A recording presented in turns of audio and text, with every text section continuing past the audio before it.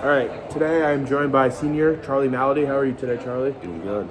So, Charlie, you come all the way from Atlanta, Georgia. Can you walk me through the recruiting process and how it was like playing football at Marist and how you initially heard about the Red Foxes? Yeah, so initially,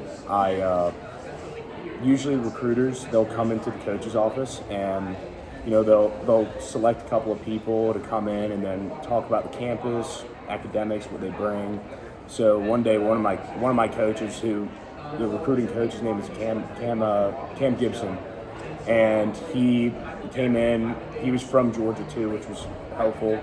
Came in and started talking about the school. It was one of my bigger D1 interests or schools that was interested in me, so I decided to talk to him more about it, talk more about the recruiting, about academics, about what the campus brings, and you want to hear about visit and all that too? Yeah. Okay, yeah. So, my dad and I, we went up in early January, visited.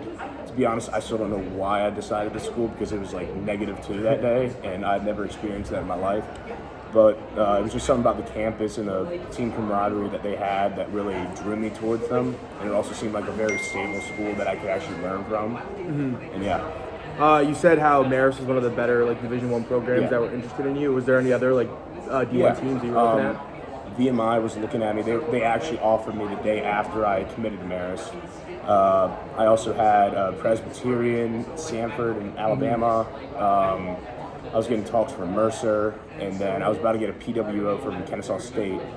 And then I had a lot of big D3 offers as well. Like I had one from Mount Union, and then I had one from Illinois College, and another big one that I was looking at was I'm trying to remember the name.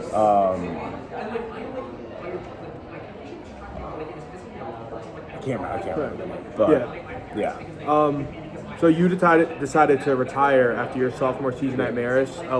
Can you walk me through that decision and what made you decide that? So with the new coaching staff, it was a big switch, and you're sports comm major, coaching transitions are hard, and especially they're going to want to bring in their own players.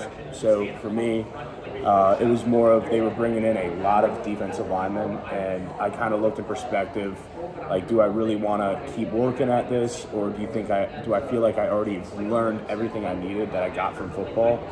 And I decided to step away and start working on long-term things. I was able to get an internship out of that summer, able to double my GPA since then, and overall it's helped me out academically, and especially for long-term, it's helped me out trying to find my career path.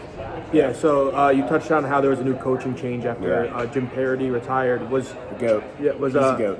Was transferring ever an option, or once it was only Marist, and once that happened, you were pretty much done? Are you saying for football? Yeah, to transfer and play another school. I thought about it, and it would have been I was getting looked at by Susquehanna because one of my former teammates from freshman year, JT Ehrlich, who's starting quarterback this past year, really good quarterback, but he wanted me to come over, and I was really thinking, do I want to go to a different school that might be smaller? It's only dorms, and I was happily living off campus in a house, and that was awesome. So I just really thought, do I really want to keep pushing it, or do I want to stay grounded at a school where I already have my friends? I wouldn't lose credits from transferring, as well as just the connections here are insane.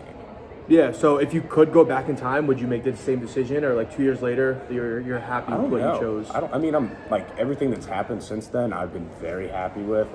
Everything's gone the way that I've wanted it to, and sometimes surprised me with even better opportunities. But overall, it really depends. But if you're asking, do I miss football? I miss football every day of my life. Just getting up before everybody else does, and knowing that you have something in goal, something in mind to do.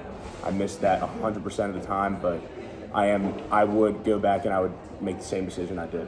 Yeah, you pretty much answered my next question, which was what do you miss the most? So we'll move on, and you still live with a bunch of the football guys now. Can you talk about what your relationship is with the guys you used to play with? So I live with Sonny, starting quarterback, Brandon Fury, starting center, Will Aronson, starting, I believe, left guard. He might be right guard. And then new transfer, Marco Lanes, who's the backup quarterback. He's also moving into hybrid positions like tight end and pulling. And it's nice. I will say it does feel nice to be able to be inside the like I know what's going on the team. Yeah. I know the chemistry they talk about, everything that's going on between play switches, cadence switches. Like I'm still in on it, and I still know what's kind of going on. It definitely helps me feel comfortable, like being able to still be attached to the team, but also not. And it's weird because like I'll be awake at like 9 p.m. and they'll be passed out getting ready for practice. Yeah. So that part kind of sucks, but I do like that I still get to live with my buddies that I started out playing with. Yeah, that's all I got. Thank you, Charlie. Of course.